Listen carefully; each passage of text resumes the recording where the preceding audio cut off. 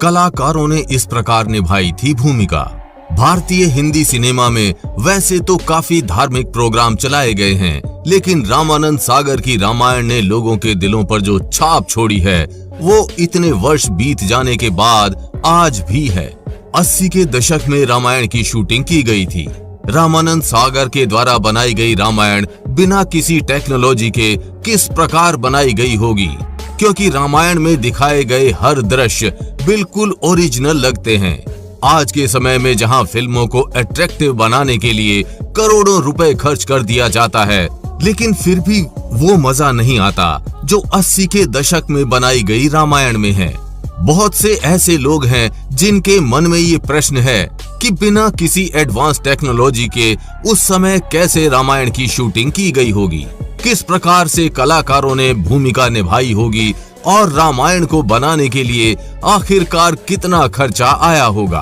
आज हम आपको इस वीडियो के माध्यम से इन सारे सवालों के जवाब देने वाले हैं। यदि आप हमारे चैनल पर नए हैं तो चैनल को सब्सक्राइब करना मत भूलना। इसी के साथ साथ बेल आइकन को भी प्रेस कर लेना ताकि हमारी हर नई वीडियो की नोटिफिकेशन सबसे पहले मिल जाए।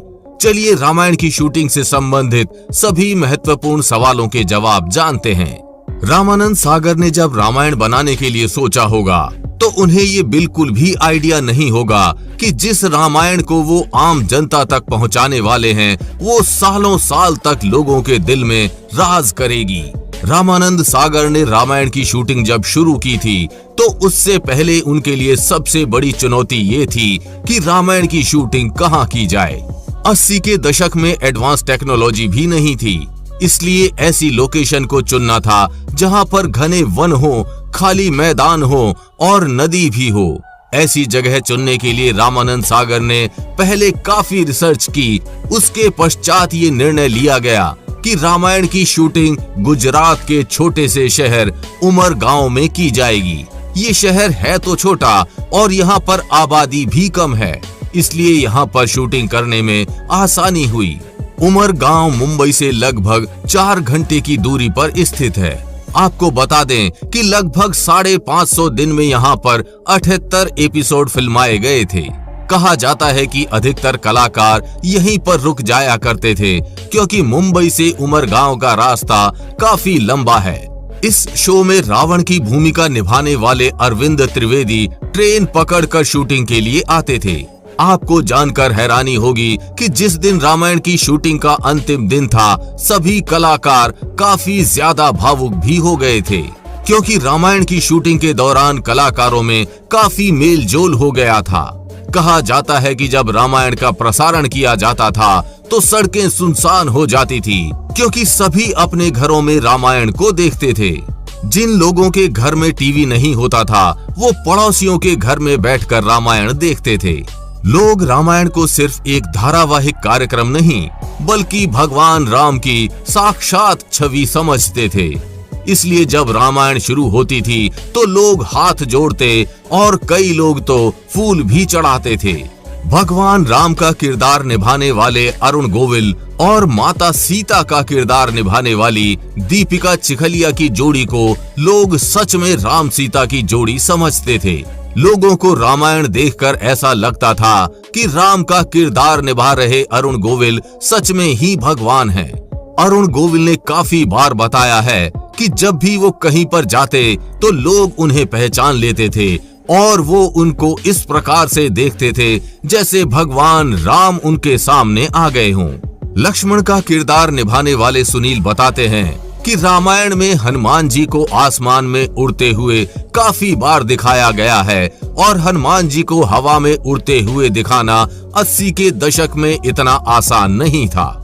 जानकारी के मुताबिक जब एक सीन में हनुमान जी एक हाथ पर भगवान राम और एक हाथ पर लक्ष्मण जी को बिठाया था तो उस सीन को करने में सभी कलाकारों को काफी मजा आया था।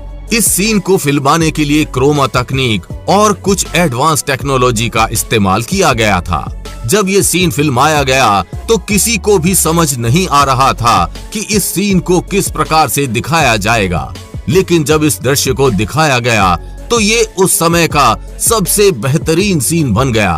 इस सीन को देखने के बाद रामायण के सभी कलाकारों को काफी अच्छा लगा। इसी के साथ जब आम जनता ने इस सीन को देखा तो वो खुद को ताली बजाने से नहीं रोक पाए, क्योंकि 80 के दशक में साधारण तरीके से इतना अच्छा सीन छोटे पर्दे पर लोगों ने पहली बार देखा था।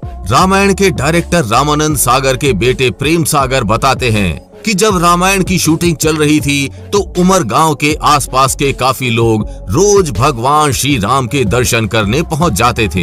इतना ही नहीं, वीआईपी लोग भी शूटिंग के दौरान सभी कलाकारों से मिलने आए थे।